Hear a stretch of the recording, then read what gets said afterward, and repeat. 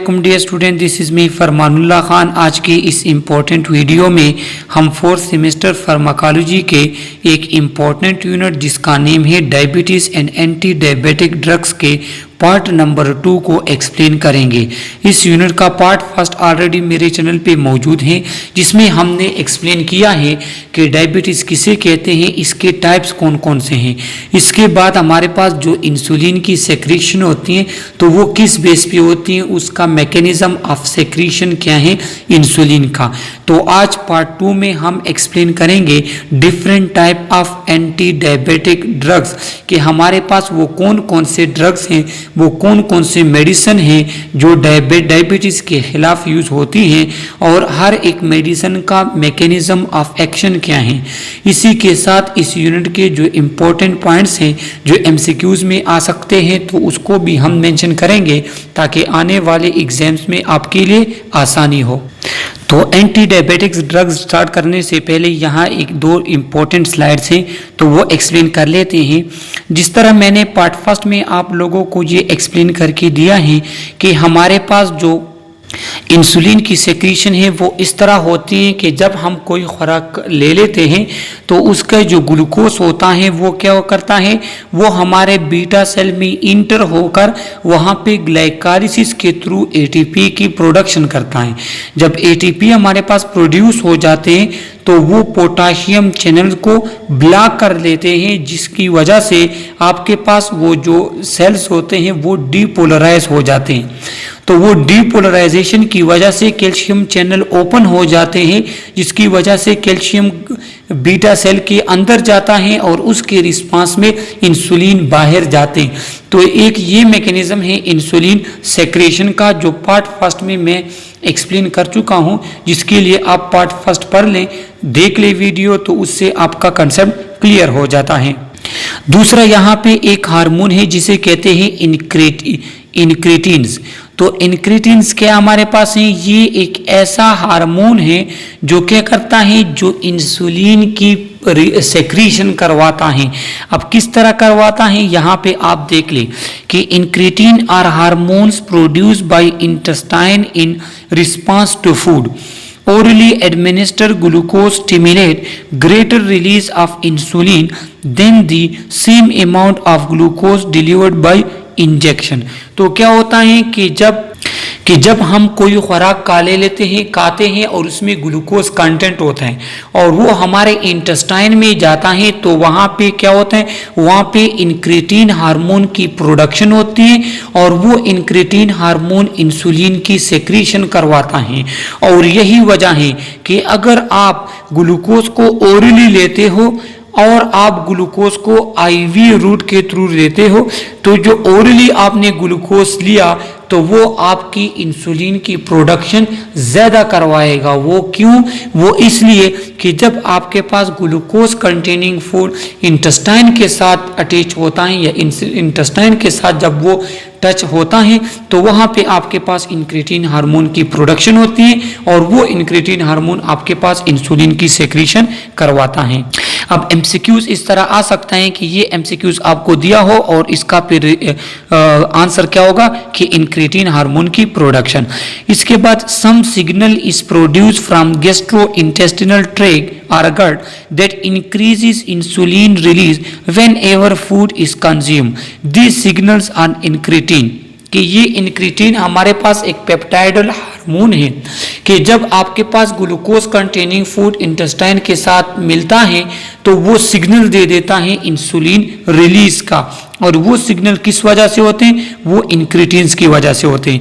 Incretin increase insulin secretion and decrease glucagon. Insulin की secretion को ये इंक्रीज करता है, ग्लूकागान की सेक्रीशन को ये डिक्रीज करता है। और जब आपके पास ग्लूकोज कंटेनिंग फूड आपके इंटेस्टाइन के साथ मिलेगा तो फिर क्या होगा, आपके पास ब्लड ग्लूकोज लेवल रेज हो सकते हैं, लेकिन उसी टाइम आपके पास incretin hormone insulin secret release करवा देता है और उस वजह से आपका ग्लूकोज लेवल नॉर्मल रहता है। अब अगर कोई पेशेंट हमारे पास है या कोई डायबिटिक के पेशेंट है तो उनमें फिर ये इंक्रेटिन हार्मोन में प्रॉब्लम होती है तो उसको हम एक आर्टिफिशियल फॉर्म में इंक्रेटिन हार्मोन देते हैं जो कि मेडिसिन के फॉर्म में, जो आने वाली स्लाइड्स में मैं आपको बता दूंगा फुल एक्सप्लेनेशन के साथ। इसके बाद further more people with type 2 diabetes have diminish insulin release in response to meal. लेकिन वो पेशेंट जो हमारे पास टाइप 2 डायबिटीज के साथ होते हैं, तो वो अगर फूड भी ले लें, उनका इंसुलिन सेक्रीशन या इंसुलिन रिलीज जो होते हैं वो कम होता है। वो इसलिए कम होते हैं कि उनके जो सेल्स होते हैं उनकी सेंसिटिविटी इंसुलिन की तरफ कम होती है, उनकी सेंसिटिविटी इंक्रीटिन की तरफ कम होती है, उनकी सेंसिटिविटी ग्लूकोज की तरफ कम होती है और आपके पास इंसुलिन सेक्रीशन कम होता है। अब हमारे पास है what is incretin effect. Incretin effect is defined as increased stimulation of insulin secretion after oral ingestion of glucose as compared with intravenous administration of glucose। यही बात है जो पिछले स्लाइड में मैंने आपको बताई कि जब आप ओरली ग्लूकोज लेते हैं तो उसके मुकाबले में आपका इंसुलिन ज़्यादा रिलीज होता है बनिस्बत जब आप आईवी कोई ग्लूकोज ले लें, जिस तरह हाइपरटोनिक हो गया या डेक्सट्रोज वगैरह आप लेते हैं। तो इस इफेक्ट को कहते हैं इंक्रीटिन इफेक्ट, क्योंकि अगर आप आईवी ग्लूकोज लेते हैं तो वो तो इंटेस्टाइन के साथ अटैच नहीं होता ना, तो उसके मुकाबले में फिर आपके पास इंक्रीटिन की सेक्रीशन नहीं होती। तो यही इन्होंने कहा है कि incretin hormone are responsible for 60 to 70% of post prandial insulin secretion, कि जब आप कोई खुराक खा लेते हैं जिसमें ग्लूकोज होता है और वो इंटेस्टाइन के साथ टच होता है तो वहाँ पे इंक्रीटिन हार्मोन रिलीज होता है और वो इंक्रीटिन हार्मोन आपके बीटा सेल को सिग्नल देता है कि वो इंसुलिन को रिलीज सेक्रीट कर ले। तो आपके पास इंक्रीटिन हार्मोन की वजह से 60 to 70% खाने के बाद जो इंसुलिन रिलीज होता है वो सेक्रीट होता है, वो यही सिग्नल होते हैं जो इंक्रीटिन हार्मोन आपके बीटा सेल को देता है। Patient with type 2 diabetes exhibit loss of incretin effect. ये इंपॉर्टेंट एमसीक्यूज हैं कि जो टाइप 2 डायबिटीज के साथ पेशेंट होता है तो वो क्या होते हैं, तो उनके जो इंक्रीटिन इफेक्ट होता है वो उनमें नहीं होता। क्यों? क्योंकि उनकी सेंसिटिविटी, बीटा सेल की सेंसिटिविटी आपके पास सही नहीं होती, उसमें प्रॉब्लम होती है जिसकी वजह से इंक्रीटिन इफेक्ट नहीं होता। अब अगर टाइप 2 डायबिटीज के साथ पेशेंट है और वो खाना खा ले तो उसका जो ग्लूकोज कंटेनिंग फूड अगर इंटेस्टाइन के साथ अटैच भी हो, उनका इंसुलिन आपके पास क्या है, रिलीज या सेक्रेट नहीं होगा। अच्छा, जो हमारे पास इंक्रीटिन है इसको ग्लूकोज लाइक पेप्टाइड 1 भी कहते हैं, जो हमारे पास इंक्रीटिन है और इंक्रीटिन ग्लूकोज लाइक पॉलीपेप्टाइड 1 ये दोनों एक ही चीज़ हैं और ये इंसुलिन की सेक्रेशन करवाते हैं। अब हमारे पास एक एंजाइम है जिसका नाम है डाइपेप्टाइडल पेप्टाइडेज 4 DPP4, जो हमारे पास एक एंजाइम है। ये क्या करता है, ये इस ग्लूकागॉन लाइक पॉलीपेप्टाइड 1 इसकी क्या करता है, डिग्रेडेशन करता है और इसके एक्शन को ख़त्म करता है, जिसकी वजह से आपके पास इंसुलिन की सेक्रीशन फिर नहीं होती। तो dipeptidyl peptidase 4 is an enzyme which cause the degradation of. अब जो ये हमारे पास एंजाइम है DPP4, तो ये क्या करता है, ये ग्लूकागॉन लाइक पॉलीपेप्टाइड 1 को इनहिबिट करता है, डिग्रेड करता है, जिसके नतीजे में हमारे पास इंसुलिन की रिलीज, इंसुलिन की सेक्रीशन कम होती है। अब आगे हम पढ़ेंगे कि हमारे पास इन एंजाइम इनहिबिटर्स के ड्रग्स भी हम यूज़ करते हैं डायबिटीज़ में, ताकि ये एंजाइम आपके पास इनहिबिट किया जाए इस एंजाइम को, और जब ये एंजाइम इनहिबिट होगा तो आपके पास जो GLP-1 है ये आपके पास रिलीज होगी और ये आपके पास स्टिमुलेट करेगा बीटा सेल को कि वो इंसुलिन को सेक्रीट करे। तो आगे हम इसके मेडिसिन पढ़ेंगे। अब ये स्लाइड इंतहाई इम्पोर्टेंट है एमसीक्यूज़ के हवाले से। यहाँ हमारे पास है classification of anti diabetic drugs. तो पेरेंटली आईवी रूट के थ्रू या सबकट रूट के थ्रू हमारे पास इंसुलिन डायरेक्टली लगाया जाता है डायबिटीज़ पेशेंट के लिए।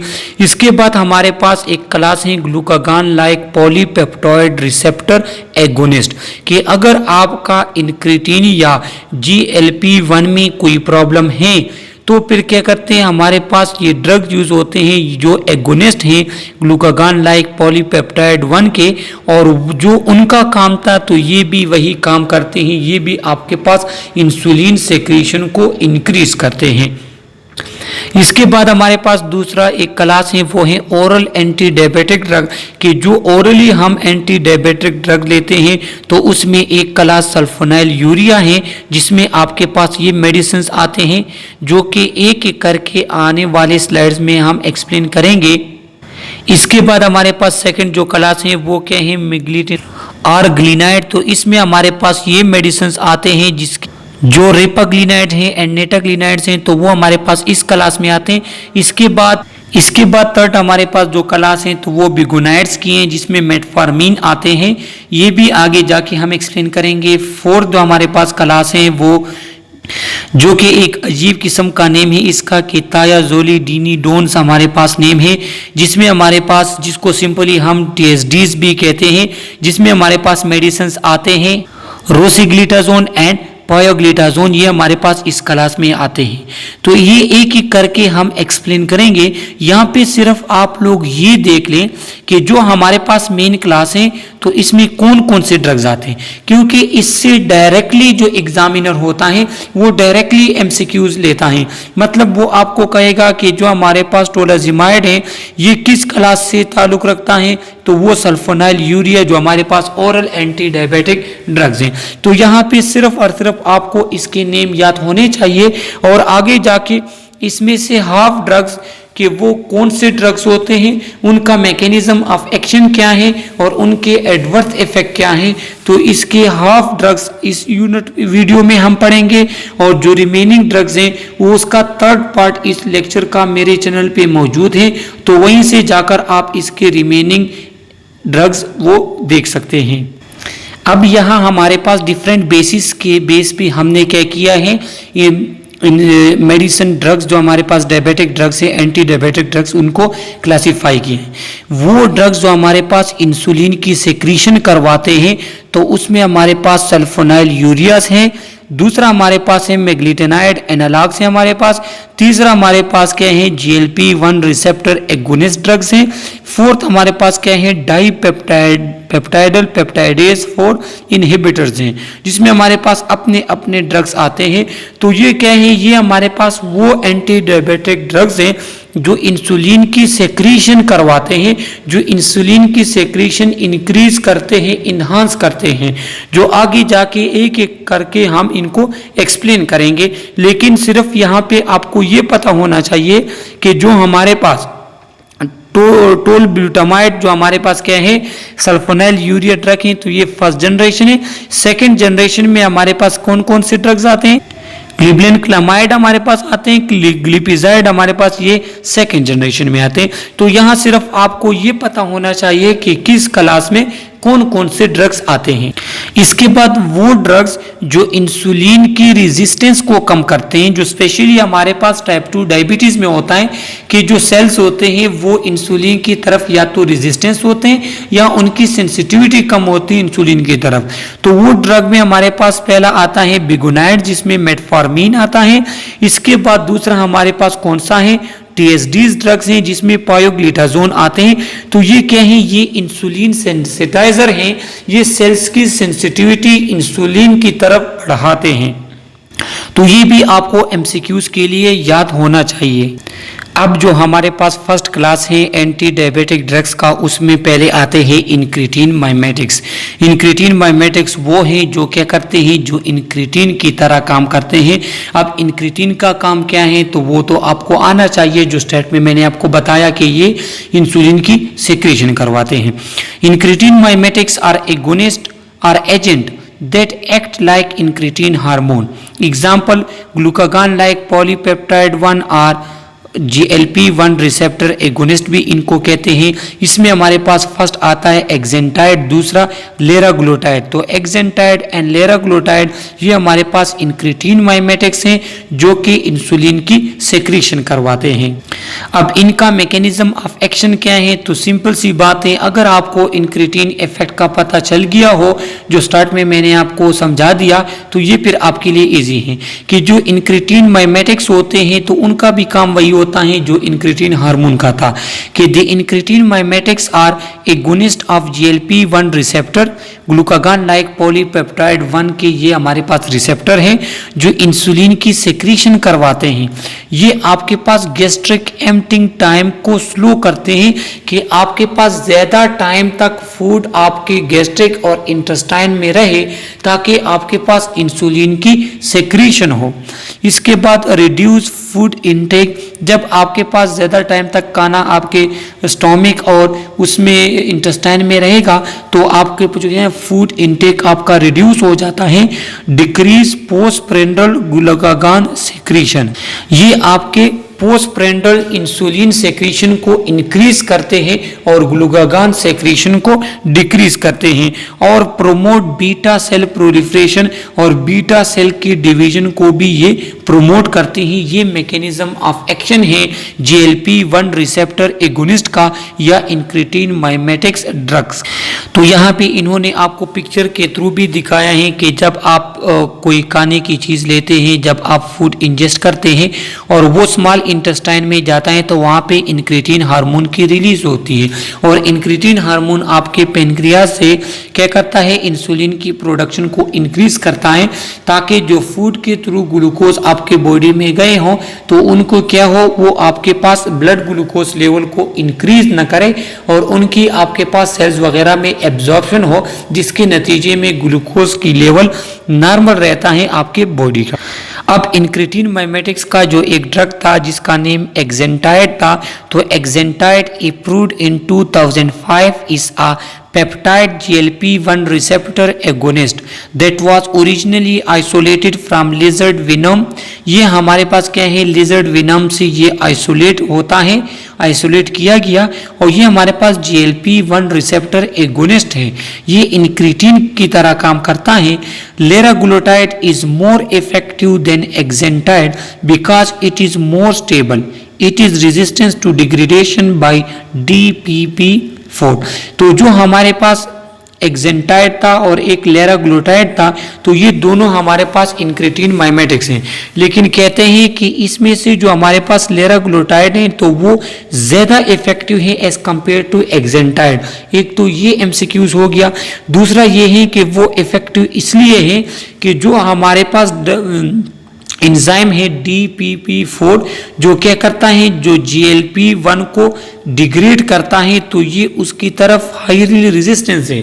लिहाजा लेराग्लुटाइड मेडिसिन की डिग्रेडेशन आसानी से नहीं होती, उसका एक्शन या वो अपना काम ज़्यादा देर तक देता है बनिस्बत एक्सेंटाइड के, इसलिए लेराग्लुटाइड हमारे पास ज़्यादा इफेक्टिव है और ये दोनों हमारे पास इंक्रेटिन माइमेटिक्स एंटीडायरेटिक ड्रग्स हैं।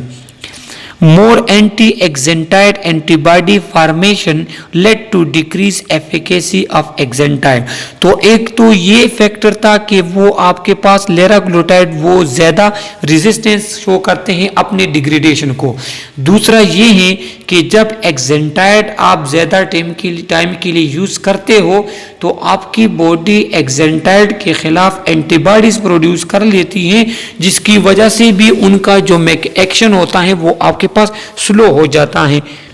तो ये दो रीजन है जिसकी वजह से लेराग्लुटाइड जो हमारे पास है वो ज्यादा इफेक्टिव है एज कंपेयर टू एक्सेंटाइड। तो ये बातें आप MCQs के लिए याद रख लें।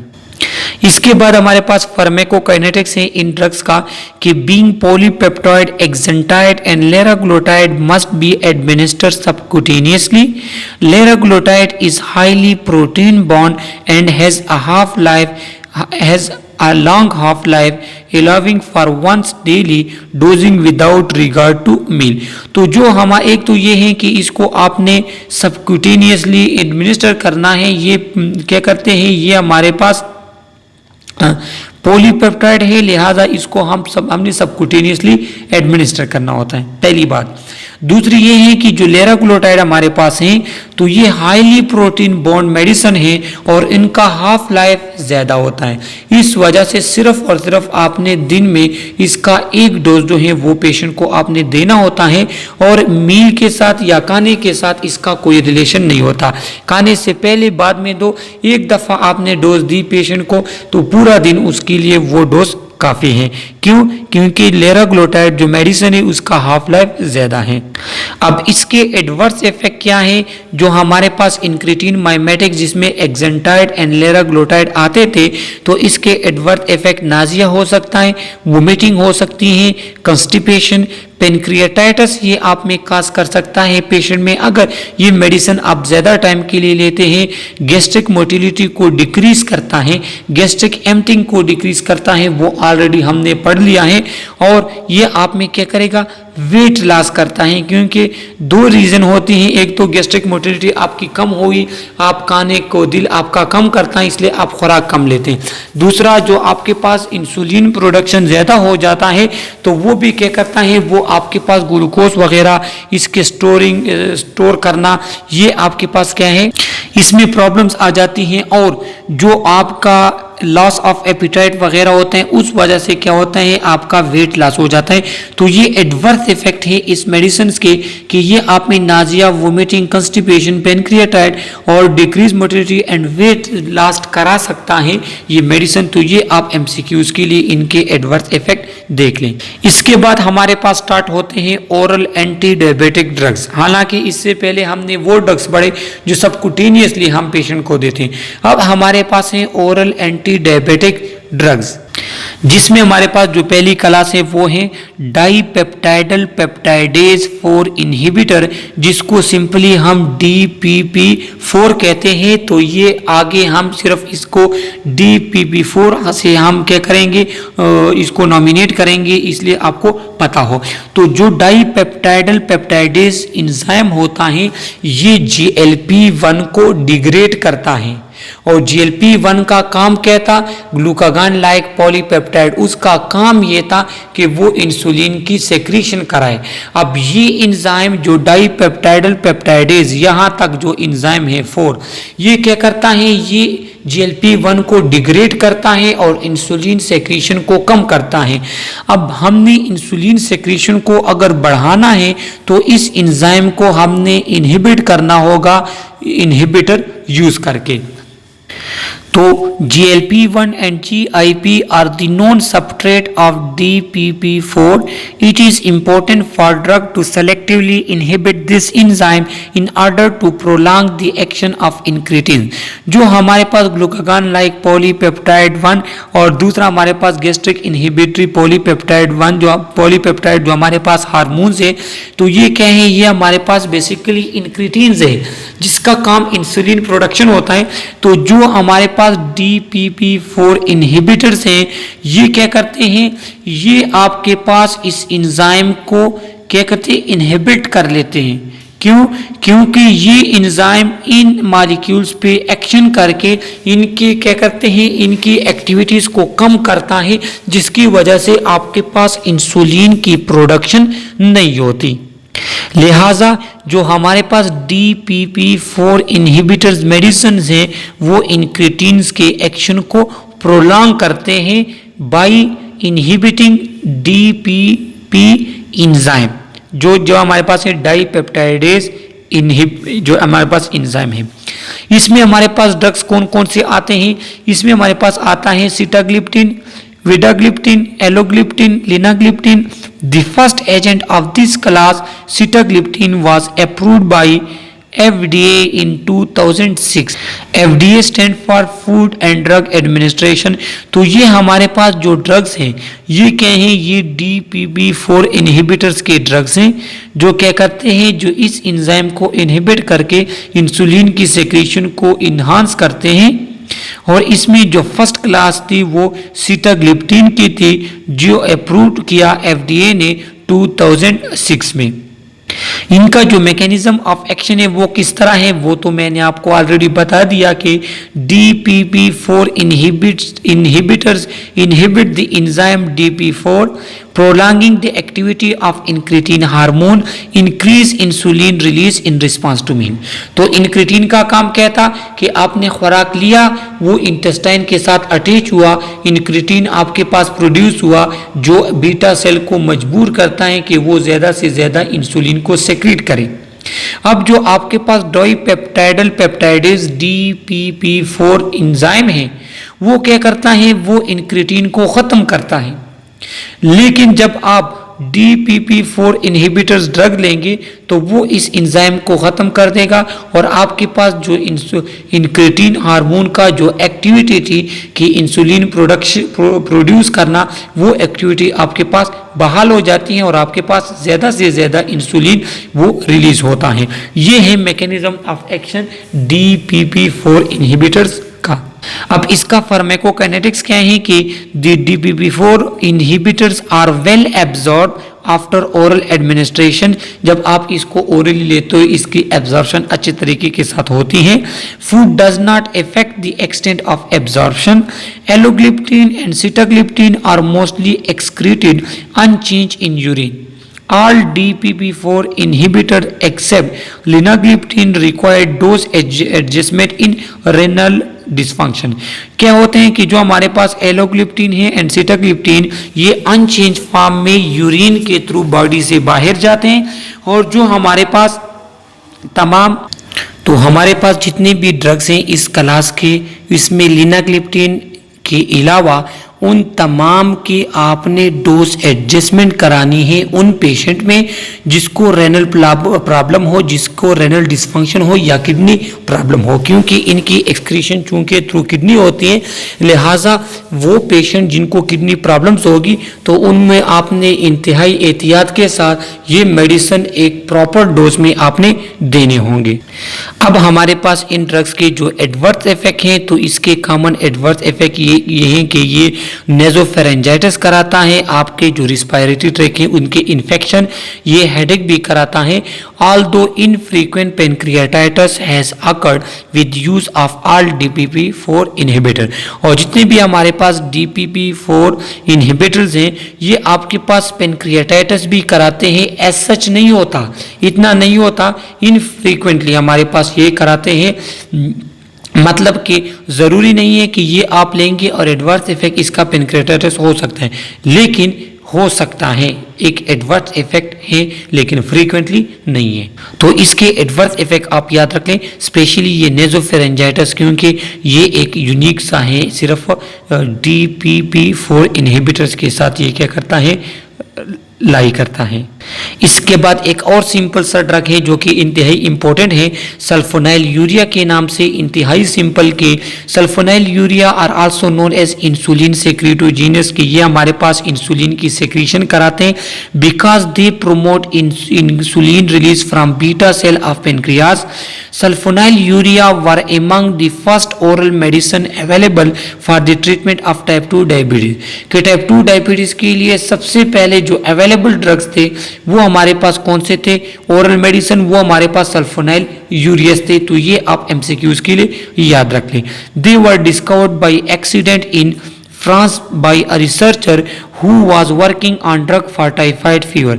और इनकी जो डिस्कवरी हुई वो एक्सीडेंटली हुई, एक फ्रांस में एक रिसर्च हो रहा था जहाँ पे रिसर्चर टाइफाइड ड्रग्स की क्या करते, उस पर रिसर्च कर रहे थे, उस पर वर्क चल रहा था और वो जो अपने रिसर्च एनिमल्स पे करते थे, जब उन्होंने सल्फोनाइल यूरिया यूज किया तो क्या हुआ कि वो जो एनिमल्स थे वो उनमें हाइपोग्लाइसेमिक हो गए, मतलब उनका जो ब्लड ग्लूकोज लेवल वो काफ़ी कम हो गया। तो जब उन्होंने देखा तो वो कहता, तो वो यही वजह थी कि सल्फोनाइल यूरिया का काम इंसुलिन की प्रोडक्शन कराना था बीटा सेल ऑफ पेनक्रियास से। Animals that were given sulfonyl urea displayed unusual behavior and were found to have hypoglycemia, कि वो हमारे पास एनिमल जो कहते जो सल्फोनाइल यूरिया जिनको मिल रहा था तो उनमें हाइपोग्लाइसेमिक वो हो गए।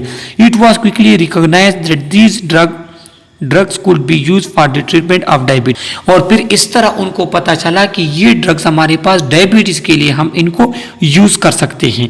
Since sulfonylurea work by stimulating the pancreas to release insulin, they are only useful in people with type 2 diabetes whose beta cells still produce insulin. तो क्या होता है कि टाइप 2 डायबिटीज में आपके पास बीटा सेल इंसुलिन तो produce करती हैं, लेकिन आपका बॉडी का उनकी तरफ सेंसिटिविटी कम होती। तो ये जो सल्फोनाइल यूरिया इनका काम क्या है? इनका काम बीटा सेल से इंसुलिन की प्रोडक्शन को इंक्रीज करना है। तो चूंकि टाइप 2 डायबिटीज में ऑलरेडी इंसुलिन तो प्रोड्यूस होता है, तो ये उसके प्रोडक्शन को और भी इंक्रीज करता है, और इस तरह आपके पास जो इंसुलिन होता है वो ब्लड ग्लूकोज लेवल को नॉर्मल कर लेता है। इसका मैकेनिज्म ऑफ एक्शन इंतहाई सिंपल है। This drug exert their hypoglycemic effect by stimulating insulin secretion from the pancreatic beta cell. ये इंसुलिन सेक्रीशन को स्टिमुलेट करता है बीटा सेल से, और इस वजह से आपके पास ब्लड ग्लूकोज लेवल को ये नॉर्मल तक लेकर आते हैं। तो ये वही मैकेनिज्म है जो इस यूनिट के फर्स्ट वीडियो लेक्चर में हम एक्सप्लेन कर चुके हैं, जो ऑलरेडी मेरे यूट्यूब चैनल पे मौजूद है। कि हमने क्या किया कि ग्लूकोज आपके बीटा सेल में गया, जहाँ पे ग्लाइकोलाइसिस की वजह से एटीपी प्रोड्यूस हुई। एटीपी ने पोटाशियम चैनल्स को क्या किया? ब्लॉक किया, जिसकी वजह से आपके पास डीपोलराइजेशन हो गई। डीपोलराइजेशन की वजह से जो वोल्टेज गेटेड कैल्शियम चैनल वो ओपन हो गए, जिसकी वजह से कैल्शियम आपके सेल के अंदर आया। तो कैल्शियम जब सेल के अंदर आता है, उसके मुकाबले में इंसुलिन आपके बीटा सेल से बाहर जाता है, और इस तरह इंसुलिन की रिलीज होती है। तो सल्फोनाइल यूरिया भी बिल्कुल इसी तरह करता है। इसका मैकेनिज्म ऑफ एक्शन क्या है कि sulfonyl urea bind sulfonyl urea receptor present on ATP sensitive potassium channel inhibiting the efflux of potassium ion causing depolarization। तो वही बात है कि ये पोटाशियम चैनल्स के साथ अटैच होके उनको ब्लॉक करके पोटाशियम इफ्लेक्स को बंद कर देता है, जिसकी वजह से फिर डीपोलराइजेशन हो जाती है। डीपोलराइजेशन की वजह से कैल्शियम चैनल ओपन हो जाते हैं, और जब कैल्शियम अंदर आएगा तो उसके मुकाबले में इंसुलिन बाहर जाता है। ये हमारे पास क्या है? Mechanism of action of sulfonyl urea है। और लास्ट स्लाइड है इस वीडियो का कि एडवर्स इफेक्ट सल्फोनाइल यूरिया के क्या होंगे कि वेट गेन हो सकता है, हाइपोग्लाइसीमिया भी हो सकता है। This should be use with caution in hepatic और renal insufficiency as accumulation of sulfonylurea may cause hypoglycaemia. क्या है कि इसकी मेटाबॉलिज्म लीवर में होती है, एक्सक्रीशन इसकी यूरिन के थ्रू होती है।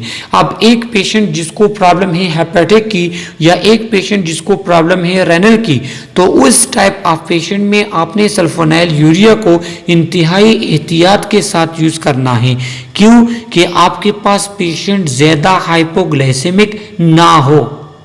सही है, क्योंकि जब आपके पास ये लीवर या रेनल प्रॉब्लम होगी तो इसकी एक्युमुलेशन होगी आपके बॉडी में, और हद से ज़्यादा इंसुलिन प्रोड्यूस होगा जो आपको हाइपोग्लाइसेमिक कर सकता है। लिहाजा वो पेशेंट जिनको हेपेटिक या रेनल प्रॉब्लम होगी, उनमें आपने सल्फोनाइल यूरिया को इंतहाई एहतियात के साथ यूज़ करना है। तो ये हमारे पास लास्ट स्लाइड था इस सेकेंड पार्ट का। इस यूनिट का थर्ड पार्ट भी ऑलरेडी मेरे यूट्यूब चैनल पे मौजूद है, लिहाजा इस यूनिट को आप 3 पार्ट्स ऑफ वीडियोस में देख सकते हैं जो ऑलरेडी मेरे चैनल पे अपलोड किए हैं। अगर आप लोगों ने मेरा चैनल अभी तक सब्सक्राइब नहीं किया तो प्लीज़ चैनल को सब्सक्राइब करें, बेल आइकन को प्रेस करें और शेयर करें अपने फ्रेंड्स के साथ। Okay, thank you.